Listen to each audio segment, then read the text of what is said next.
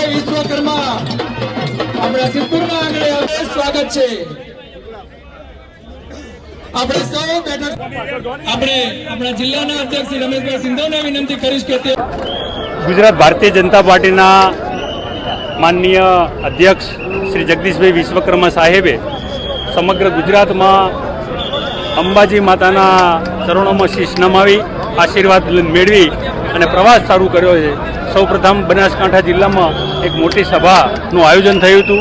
ત્યાંથી અહીંયા નીકળતા સિદ્ધપુર એટલે પાટણ જિલ્લાના બધા કાર્યકર્તાઓને મળી શકે અને સ્વાગત એમનું બધા કરી શકે એ માટે આજે સિદ્ધપુર ખાતે જિલ્લાના બધા કાર્યકર્તાઓ અહીંયા આવીને એમનું સ્વાગત કર્યું છે।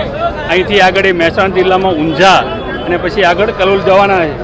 માનનીય અધ્યક્ષ સાહેબનો અભિગમ હતો કે કોઈ જગ્યાએ ફૂલ કે મોંઘી ભેટ સોગાદ એવું કશું જ નહીં, માત્ર બાળકોને ઉપયોગી બની શકે એવા ચોપડાઓ, પેન અને પુસ્તકો આનાથી સ્વાગત કરવાનું અને એ નિયમનું ચુસ્તપણે પાલન થયું છે।